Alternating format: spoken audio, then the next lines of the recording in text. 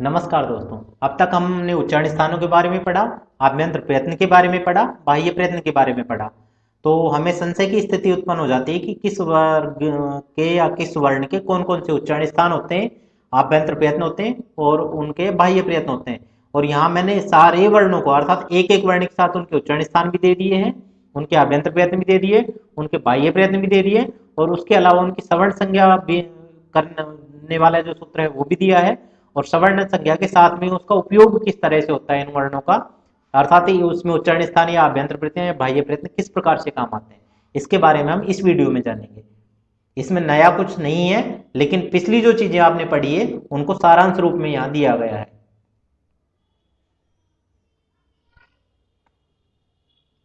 जैसे उच्चारण स्थान का तात्पर्य क्या, वर्ण की उत्पत्ति के समय या तो वायु मुख के किसी स्थान पर टकराती है अथवा जिह्वा है मुख के किसी भाग को स्पर्श करती है। तो वर्ण की उत्पत्ति में मुख के जिस भाग का भी सहयोग होता है वह उस वर्ण का उच्चारण स्थान कहलाता है। इसके बाद हम स्थान बोधक चक्र के रूप में देख लेते हैं। तो अ है वो 18 प्रकार का होता है और इसके अलावा क ख ग घ ग है और विसर्ग, इनका जो उच्चारण स्थान होता है वो कंठ होता है, हम पहले वीडियो में देख चुके हैं। ई है 18 प्रकार का होता है, इसके च छ ज झ ये और श, इनका उच्चारण स्थान तालु। री जो कि 18 प्रकार का होता है, ट ठ ड ढ ण र और श, इनका जो उच्चारण स्थान होता है वो मूर्धा होता है। लरी जो 12 प्रकार का होता है, त थ द ध न ल और श, इनका जो उच्चारण स्थान होता है वो दंत होता है। और उ, इसके अलावा प फ ब भ म और उपधमानीय, इनका उच्चारण स्थान होता है ओष्ठ। और य मैं गण न, इनके खुद खुद के वर्ग के भी उच्चारण स्थान होते हैं और इसके अलावा नासिका भी इनका उच्चारण स्थान होता है। ए और आई जो कि 12 प्रकार के होते हैं, इनके जो उच्चारण स्थान होते हैं वो दो होते हैं, कंठ और तालु। ओ और औ जो कि 12 प्रकार का होता है, उनके जो उच्चारण स्थान होते हैं वो कंठ और ओष्ठ। इसके बाद वह है, वह का उच्चारण स्थान दंतोष्ठ होता है। जिव्या मूल्य वर्णों का स्थान होता है वो जिव्यामूल होता है और अनुस्वार का जो उच्चारण स्थान होता है वो नासिका होता है। अब जो ये जितने भी उच्चारण स्थान हमने पढ़े थे वो पाणिनीय शिक्षा के अंतर्गत हैं, उस पुस्तक से लिए गए थे। तो उसमें हम देख लेते कि उच्चारण स्थान होते कुल कितने हैं। तो अष्टव स्थानानि वर्णानाम उरह कंठे शिरस तथा जिव्या मूलम च दंताश्च नासिकोष्ठौ च तालु च। तो संस्कृत वर्णमाला में पाणिनीय शिक्षा के अनुसार 63 या 64 वर्ण होते हैं और उन सभी वर्णों के उच्चारण के लिए 8 स्थान निर्धारित किए गए हैं। तो सबसे पहला उरस, तो वो हृदय के लिए आता है। दूसरा है कंठ, सिर जो कि मूर्धा का पर्यायवाची है, जिव्यामूल, दंत, नासिका, ओष्ठ और तालु। तो जो उच्चारण स्थानों की संख्या होती है वो पाणिनीय शिक्षा के अनुसार 8 स्वीकार की गई है।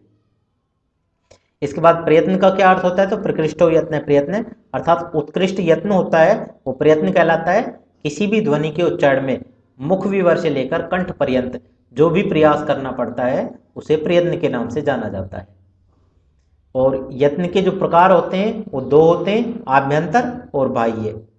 इसके बाद आभ्यंतर प्रयत्न किसे कहते हैं, तो वर्णों का उच्चारण करते समय अंदर से आने वाली वायु के साथ जिह्वा को मुख के अंदर कुछ चेष्टा करनी होती है, इसे आभ्यंतर प्रयत्न कहा जाता है। और जो आभ्यंतर प्रयत्न होते हैं वो वरदराज जी के अनुसार 5 होते हैं, स्पृष्ट, ईषत स्पृष्ट, ईषद विवृत, विवृत और संवृत। और इनकी तालिका देख लेते हैं। तो स्पृष्ट प्रयत्नों में स्पर्श वर्ण आ जाते हैं, अर्थात सभी 25 वर्ण, पांचों वर्गों के पांचों वर्ण। तो क ख ग घ घ, च छ ज झ य, ट ठ ड ढ ण, त थ द ध न और प फ ब भ म, ये स्पृष्ट आभ्यंतर प्रयत्न होता है इनका। ईषत स्पृष्ट में अंतस्थ वर्ण आ जाते हैं, य व र और ल। और ईषद विवृत में ऊष्म वर्ण आ जाते हैं, स है। और विपरीत प्रयत्न में ए ई उ रील री ए ओ ऐ औ, ये सभी स्वर आ जाते हैं। लेकिन जो ए लिया है वो केवल प्रक्रिया दशा में विपरीत प्रयत्न में आता है, और यदि ऋस्व ए ये प्रयोग में लिया जाए तो ये संवृत प्रयत्न में आएगा। तो ये इसके आभ्यंतर प्रयत्न है जो लघु सिद्धांत कौमुदी के अनुसार है। और इसके बाद आभ्यंतर प्रयत्न हम देख लेते हैं वैयाकरण सिद्धांत कौमुदी के अनुसार। तो भट्टोजी दीक्षित जी का जो मत है उनके अनुसार केवल 4 होते हैं आभ्यंतर प्रयत्न, स्पृष्ट, ईषत स्पृष्ट, विवृत और संवृत। तो आभ्यंतर प्रयत्न बोधक चक्र ये हम भट्टोजी दीक्षित जी के अनुसार देख लेते हैं। तो इसमें जो स्पृष्ट वर्ण में आ जाते हैं सभी स्पर्श वर्ण आ जाते हैं, जो कि लघु सिद्धांत कौमुदी में भी हमने पढ़ लिए। ईषत स्पृष्ट में अंतस्थ वर्ण आ जाते हैं, ये वैरल्य। वो भी लघु सिद्धांत कौमुदी में बिल्कुल समान है। और विपरीत में, हाँ ये स है जो उसमें ईषद विपरीत में आता था, इसमें विपरीत में आता है। तो इसके अलावा आदि जो स्वर हैं वो सारे के सारे लघु सिद्धांत कौमुदी के अनुसार है। है वो ऋस्व है, प्रक्रिया दशा में विपरीत होगा और प्रयोग दशा में समृत होगा। अर्थात यहाँ पे ईषद विपरीत है, उस प्रयत्न को खत्म कर दिया गया है, वो ये भट्टोजी दीक्षित जी नहीं मानते हैं। इसके बाद बाह्य प्रयत्न हम देख लेते हैं। तो जब हम कुछ भी बोलना चाहते हैं तब नाभि से ऊपर उठता हुआ वायु स्वर यंत्र तक आता है और वहां आने पर स्वर यंत्रियां कभी फैलकर और कभी सिकुड़कर उस वायु के निकलने के लिए विशिष्ट स्थिति निर्मित करती है। इसे हम बाह्य प्रयत्न कहते हैं। आभ्यंतर यत्न केवल उच्चारण करने वाला ही अनुभव कर सकता है, जबकि बाह्य प्रयत्न सुनने वाला भी अनुभव कर सकता है। बाह्य प्रयत्न के जो प्रकार होते हैं तो वरदराज जी के अनुसार 11 प्रकार होते हैं। विवार, संवार, श्वास, नाद, घोष, अघोष, अल्प प्राण, महाप्राण, उदात्त, अनुदात्त और स्वरित। और उनके अनुसार ये जो चक्र था इनका वो ये था, सभी वर्गों के पहले दूसरे वर्ण और स इनका जो बाह्य प्रयत्न होता है वो विवार, श्वास और अघोष होता है। और संवार, नाद, घोष के लिए सभी वर्गों के तीसरे, चौथे, पांचवें वर्ण, इसके अलावा है, य, व, र और ल। और अल्प प्राण होता है, उसमें सभी वर्गों के पहले, तीसरे, पांचवें अक्षर आ जाते हैं और इसके अलावा य, व, र और ल। और महाप्राण में है, सभी वर्गों के दूसरे और चौथे अक्षर आ जाते हैं और इसके अलावा स और है। और उदात्त, अनुदात्त और स्वरित, इनके अंतर्गत सभी स्वर आ जाते हैं और उनके जो अन्य भेद हैं वो भी सारे के सारे आ जाते हैं। तो ये लघु सिद्धांत कौमुदी के अनुसार बाह्य प्रयत्न बोधक चक्र था। अगला जो बाह्य प्रयत्न बोधक चक्र है वो भट्टोजी दीक्षित जी के अनुसार है, वैयाकरण सिद्धांत कौमुदी के अनुसार है। तो उनके अनुसार भी 11 बाह्य प्रयत्न होते हैं। विवार, संवार, श्वास, नाद, घोष, अघोष, अल्प प्राण, महाप्राण, उदात्त, अनुदात्त और स्वरित। और इनका जो चक्र है उसमें थोड़े से वर्ण बढ़ गए हैं, अर्थात सभी वर्गों के पहले दूसरे वर्ण है वो विवार, श्वास, अघोष में आ जाते हैं। इसके अलावा इनके यम वर्ण, जिव्यामूल्य, उपदमानी, विसर्ग और स ये सब आ जाते हैं। संवार, नाद, घोष में तीसरा, चौथा, पांचवा वर्ण, उनके यम वर्ण, अनुस्वार है, य, व, र और ल ये आ जाते हैं। अल्प प्राण में जो होते हैं तो सभी वर्गों के पहले, तीसरे, पांचवें वर्ण आ जाते हैं, इनके यम वर्ण आ जाते हैं और इसके अलावा य, व, र और ल ये वर्ण आते हैं, ये अल्प प्राण में आ जाते हैं। और महाप्राण में जो आते हैं वो सभी वर्गों के दूसरे और चौथे अक्षर, इनके यम वर्ण और स है। और जो उदात्त, अनुदात्त, स्वरित, इसमें सारे स्वर आ जाते हैं और उनके भेद आ जाते हैं, जो कि आप पिछले वीडियो में विस्तार से देख चुके हैं। इसके बाद प्रत्येक जिसके लिए वीडियो बनाया गया है वो यहाँ से प्रक्रिया शुरू होती है। जैसे कि अ वर्ण है, अ वर्ण को हम स्वर के नाम से जानते हैं, तो इसका उच्चारण स्थान है कंठ और इसके जो आभ्यंतर प्रयत्न होते हैं वो विपरीत और समृत। आपने देखा था प्रक्रिया दशा और प्रयोग दशा, तो उसके अनुसार इसके दो आभ्यंतर प्रयत्न बन दिए, विपरीत और समृत। और इसके जो बाह्य प्रयत्न होते हैं वो उदात्त, अनुदात्त, स्वरित होते हैं और इसके 18 भेद होते हैं। इसी तरह से ई है वो तालु से बोलता है और उसका आभ्यंतर यत्न है वो विपरीत है और बाह्य प्रयत्न होते हैं उदात्त, अनुदात्त, स्वरित। अर्थात जितने भी स्वर वर्ण हैं उनमें सब में केवल उच्चारण स्थान में बदलाव रहेगा, आभ्यंतर और बाह्य प्रयत्न समान रहेंगे। तो इसमें उ है, उ का ओष्ठ होता है विपरीत, उदात्त, अनुदात्त, स्वरित। री है वो मूर्धा होता है, उसका विपरीत, उदात्त, अनुदात्त और स्वरित। तो यहाँ तक है 18 वेद। री वर्ण होता है वो दीर्घ नहीं होता है, वो प्लुत और ऋस्व ही हो सकता है, इसलिए उसके जो री का उच्चारण स्थान है वो दंत है, आभ्यंतर प्रयत्न है वो विपरीत है और बाह्य प्रयत्न है वो उदात्त, अनुदात्त, स्वरित है और इसके 12 प्रयत्न होते हैं। ए वर्ण होता है ये ऋस्व नहीं होता है, तो इसका जो उच्चारण स्थान होता है वो कंठ तालु होता है, आभ्यंतर प्रयत्न विपरीत होता है और उदात्त, अनुदात्त, स्वरित ये इसके बाह्य प्रयत्न होते हैं, अर्थात इसके भी 12 भेद होते हैं। इसी तरह से ए है उसका कंठ तालु होता है, बाकी सब कुछ समान रहेंगे। ओ है उसका कंठोष्ठ होता है, बाकी सब कुछ समान है। और आई जो होता है उसका कंठ तालु होता है और उसका बाकी सब कुछ समान रहेंगे। और औ इसका जो होता है वो कंठोष्ठ होता है और बाकी सब कुछ समान, अर्थात आभ्यंतर प्रयत्न विपरीत और बाह्य प्रयत्न उदात्त, अनुदात्त और स्वरित होंगे और जो भेद होंगे वो 12 भेद होंगे। ये यहां तक थे स्वर वर्ण। इसके बाद में व्यंजन वर्णों का हम देख लेते हैं। व्यंजन वर्णों में आप सबसे पहले देख रहे हैं क। तो क है उच्चारण स्थान कंठ है, आभ्यंतर प्रयत्न है वो स्पृष्ट है और बाह्य प्रयत्न विवार, श्वास, अघोष और अल्प प्राण। अगला जो व्यंजन है वो ख है, उसका उच्चारण स्थान कंठ, आभ्यंतर प्रयत्न है स्पृष्ट और इसका विवार, श्वास, अघोष और महाप्राण ये बाह्य प्रयत्न। तीसरा जो है व्यंजन वो है ग, इसका उच्चारण स्थान कंठ, और आभ्यंतर यत्न होता है वो इसका स्पृष्ट भी होता है, और संवार नाद घोष और अल्प प्राण। और व्यंजन में जो है तो वो है घ, उसका कंठ होता है उच्चारण स्थान, इसका स्पृष्ट और संवार नाद घोष महाप्राण। इसके बाद ग, ये व्यंजन है, इसका उच्चारण स्थान होता है वो कंठ भी होता है और नासिका भी होता है, तो आभ्यंतर प्रयत्न इसका स्पृष्ट और इसका संवार नाद घोष और अल्प प्राण। और इसके बाद में च, छ, ज, झ ये 5 व्यंजन आ जाते हैं। तो च का तालु और इसका स्पृष्ट विवार श्वास अघोष और अल्प प्राण, छ का तालु स्पृष्ट विवार श्वास अघोष और महाप्राण, ज का तालु स्पृष्ट संवार नाद घोष और अल्प प्राण। इसके बाद झ, इसका तालु स्पृष्ट संवार नाद घोष और महाप्राण, और यह इसका तालु नासिका, क्योंकि 5वां वर्ण है तो खुद का स्थान भी और नासिका से भी बोलता है, इसलिए इसके 2 स्थान है, तालु नासिका स्पृष्ट संवार नाद घोष और अल्प प्राण। इसके बाद ट वर्ग के अक्षर देख लेते हैं, ट, ठ, ड, ढ, ण, इनके उच्चारण स्थान सबके मूर्धा होते हैं, ण का नासिका होता है, और बाकी जो ट है उसका स्पृष्ट विवार श्वास अघोष और अल्प प्राण। इसके बाद ठ, इसका स्पृष्ट विवार श्वास अघोष और महाप्राण। इसके बाद ड, इसका स्पृष्ट संवार नाद घोष और अल्प प्राण। ढ, इसका मूर्धा उच्चारण स्थान पहले के समान और स्पृष्ट संवार नाद घोष और महाप्राण।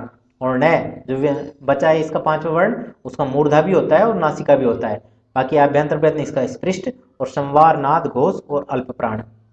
इसके बाद तय वर्ग के 5 अक्षर आ जाते हैं, तो सबका उच्चारण स्थान होता है दंत, और जो न होता है उसका दंत और नासिका दोनों होता है। बाकी देख लेते हैं हम, तो तय का जो आभ्यंतर यत्न होता है वो स्पृष्ट, और इसके अलावा विवार श्वास अघोष और अल्प प्राण, ये इसके बाह्य प्रयत्न।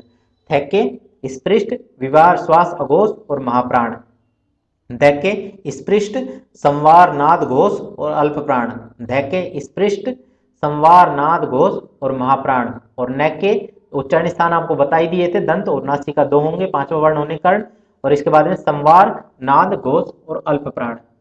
इसके बाद में प, फ, ब, भ, म, इनके जो होते हैं वो ओष्ठ होते हैं, और जो मैं होता है उसका नासिका भी होता है, ये इनके उच्चारण स्थान। इसके अलावा स्पृष्ट विवार श्वास अघोष और अल्प प्राणी, ये पैक के हैं, और फैक का है स्पृष्ट विवार श्वास अघोष और महाप्राण। इसके बाद है बैक का, तो इसका स्पृष्ट संवार नाद घोष और अल्प प्राण। इसके बाद में भय, इसका स्पृष्ट संवार नाद घोष और महाप्राण। मैं है, इसके उच्चारण स्थान 2 होते ही हैं, ओष्ठ और नासिका 5वां वर्ण होने कारण, और साथ में स्पृष्ट संवार नाद घोष और अल्प प्राण। इसके बाद में जो वर्ण आ गए उसके बाद ये है अंतस्थ वर्ण, तो यह, व, र और ल, ये अंतस्थ वर्ण होते हैं, व्यंजन वर्ण होते हैं। तो इन य का उच्चारण स्थान होता है वो तालु, इनका जो अभ्यंतर यत्न होता है वो ईशत स्पृष्ट, और इनका जो बाह्य प्रयत्न होता है वो संवार नाद घोष और अल्प प्राण, और इसके 2 भेद होते हैं, अर्थात ये अनुनासिक भी होता है और अनुनासिक भी होता है, इसलिए इसके 2 भेद माने जाते हैं। वह है, इसका उच्चारण स्थान होता है दंतोष्ठ, आभ्यंतर प्रयत्न होता है वो ईशत स्पृष्ट, और इसका बाह्य प्रयत्न होता है संवार नाद घोष और अल्प प्राण। ये भी 2 प्रकार का होता है, अनुनासिक और अनुनासिक। र है, इसका उच्चारण स्थान मूर्धा, आभ्यंतर यत्न है वो ईशत स्पृष्ट, और इसका संवार नाद घोष और अल्प प्राण। इसके बाद में बचा ल, ल का जो उच्चारण स्थान होता है वो दंत होता है, आभ्यंतर प्रयत्न जो होता है वो इसका ईशत स्पृष्ट होता है, और बाह्य प्रयत्न संवार नाद घोष और अल्प प्राण होते हैं, अर्थात इसके भी 2 भेद होते हैं, अनुनासिक और अनुनासिक भेद से। इसके बाद में बच्चे स है, जिनको ऊष्म वर्ण कहा जाता है, तो इनके जो उच्चारण स्थान है, तो स का उच्चारण स्थान तालु, आभ्यंतर प्रयत्न होता है वो विवरित होता है, और बाह्य प्रयत्न संवार नाद घोष और महाप्राण। स है जो कि एक व्यंजन है, इसका उच्चारण स्थान होता है मूर्धा, और इसका आभ्यंतर प्रयत्न जो होता है वो विवरित, और जो इसका बाह्य प्रयत्न होगा वो संवार नाद घोष और महाप्राण। इसके बाद में स, ये एक व्यंजन वर्ण है, उच्चारण स्थान इसका दंत होता है, आभ्यंतर प्रयत्न इसका विपरीत होगा, और संवार नाद घोष और महाप्राण ये इसके बाह्य प्रयत्न होते हैं। इसके बाद है एक व्यंजन वर्ण है, और इसका उच्चारण स्थान होता है कंठ, आभ्यंतर प्रयत्न होता है विपरीत, और इसके जो बाह्य प्रयत्न होते हैं वो संवार नाद घोष और महाप्राण। इसके बाद अनुस्वार जो बचते हैं उनका उच्चारण स्थान नासिका होता है, आभ्यंतर प्रयत्न उनका कोई होता नहीं है, और संवार नाद घोष ये इनके बाह्य प्रयत्न होते हैं। विसर्ग है कंठ से बोलते हैं, और इनका जो बाह्य प्रयत्न होता है वो विवार, श्वास और अघोष। जिव्यामूलीय वर्ण होते हैं वो जिव्यामूल से बोलते हैं और इनका विवार, श्वास और अघोष होता है। और उपदमानीय जो वर्ण होते हैं वो ओष्ठ से बोलते हैं और इनका विवार, श्वास, अघोष ये बाह्य प्रयत्न होता है। अब इनका प्रयोग कहाँ किया जाता है उच्चारण स्थान और आभ्यंतर प्रयत्नों का, तो इनका सवर्ण संज्ञा में प्रयोग किया जाता है। तो ये एक सूत्र है तुल्यास्य प्रयत्न सवर्णम, अर्थात तालु आदि स्थान और आभ्यंतर प्रयत्न ये दोनों जिस जिसके समान हो उनकी आपस में सवर्ण संज्ञा होती है। जैसा कि हम आगे देख लेते हैं, तो तुल्यास्य प्रयत्नम सवर्णम इस सूत्र के अनुसार जिनके उच्चारण स्थान तथा आभ्यंतर प्रयत्न समान होते हैं वे सवर्ण संज्ञक होते हैं। अब इसमें कुछ ऐसे भी वर्ण आ सकते हैं जो स्वर भी हो सकते हैं और व्यंजन भी हो सकते हैं, अर्थात स्वर और व्यंजन आपस में समान हो सकते हैं। और अगला जो वार्तिक आ रहा है री री वर्ण और मिथ्या सावर्ण्यम वाच्यम, इस वार्तिक के अनुसार री और री इन वर्णों की आपस में सवर्ण संज्ञा होती है। तो ना, जैसा कि मैंने ऊपर पहले कहा था, दो ऐसे स्वर और व्यंजन हो सकते हैं जो आपस में उच्चारण स्थान और आभ्यंतर प्रयत्न में समान हो सकते हैं, लेकिन नाथ झलव सूत्र कहता है ये स्वर और व्यंजन वर्ण आपस में सवर्ण संज्ञा नहीं होती है, अर्थात उनका उच्चारण स्थान या आभ्यंतर प्रयत्न समान भी हो तब भी वे सवर्ण संज्ञक नहीं होते हैं। तो ये तुल्यास्य प्रयत्न सवर्ण को बात करने वाला था। दूसरी स्थिति हमने देखी थी रिवर्ण और रिवर्ण दोनों अलग अलग होते हैं इनको उच्चारण स्थान, लेकिन फिर भी ये सवर्ण संज्ञक माने जाते हैं। ए, आई, ओ और औ इनकी भी आपस में सवर्ण संज्ञा नहीं होती, भले ही इनके उच्चारण स्थान आभ्यंतर प्रयत्न समान होते हैं लेकिन फिर भी इनकी सवर्ण संज्ञा नहीं होती है। इसका कारण ये रहा है कि माहेश्वर सूत्रों में अयौच सूत्र को अलग से ग्रहण किया गया है। तो अलग से ग्रहण करने के कारण हम कह सकते हैं कि इनकी समान वर्ण नहीं माना जाता है, इनको अलग अलग यदि एक माना जाता तो ए अंग से काम चल जाता, अयौच सूत्र बनाने की आवश्यकता नहीं पड़ती।